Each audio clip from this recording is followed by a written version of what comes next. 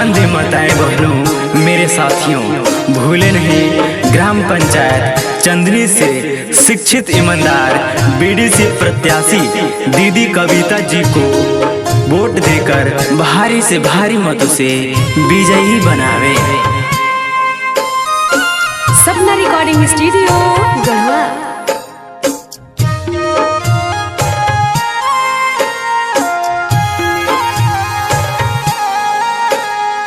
अच्छा स्वभाव बाटे इनकर भैया, मोहर दिहा हो लगाई, मोहर दिहा हो लगाई।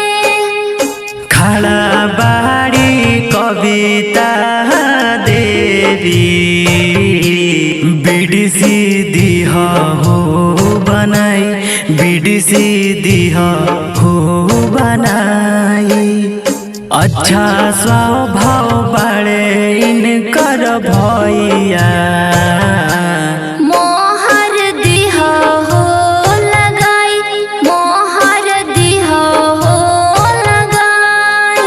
हाँ तो माताएं बहनों मेरे साथियों, भूले नहीं किसी भी भूल चूक में न आए और इस बार अपना बीडीसी कविता देवी जी को बनाए, क्योंकि अपने चंदनी पंचायत के विकास के लिए एक अच्छे पढ़े लिखे उम्मीदवार की आवश्यकता है। तो आप लोग इन्हें ही जिताएं।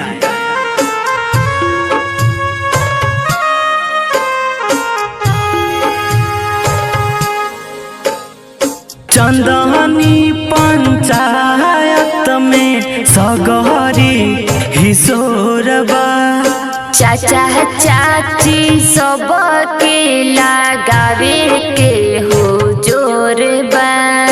भैया भाभी करे हाथ जोड़िया, सबके दिहा हो बताई, सबके दिहा हो बताई।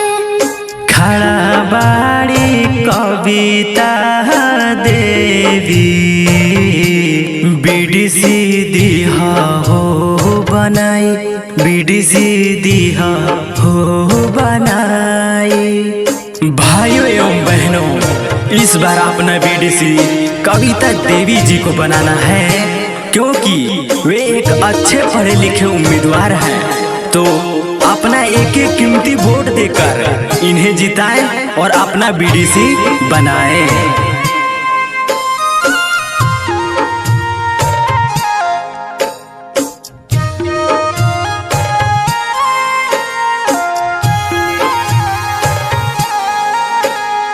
राशन कार्ड वृद्धा पेंशन हक दिलवई है, मजदूर गरीबन के आवास बनावई है। दादा दादी सुनील वचनिया, विजयी दिहा हो बनाई, विजयी दिहा हो बनाई।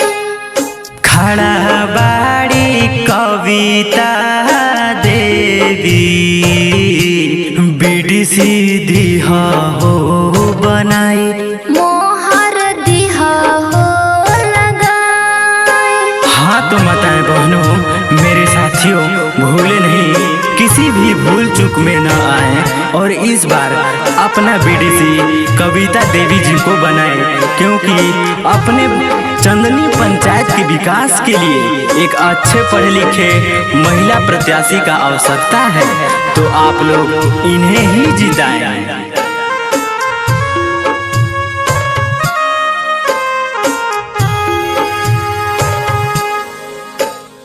चंदनी पंचायत में सगहरी हिसोरबा, चाचा चाची सबके लगावे के हो जोरबा।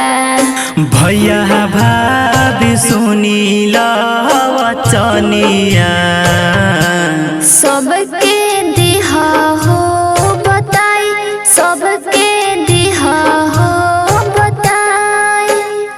खड़ा बाड़ी कविता बीडीसी दीहा हो बनाई, बीडीसी दीहा हो बनाई।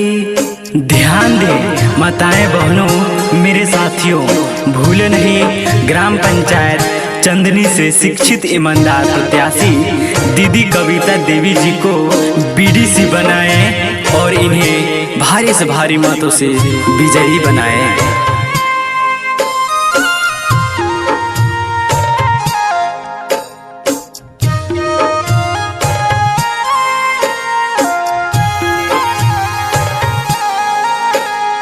चंदनी पंचायत में सगहरी हिसोरबा, चाचा चाची सबके लगावे के हो जोरे बा।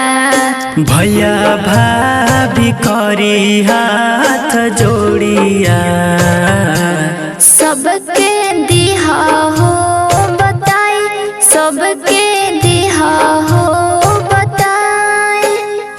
खड़ा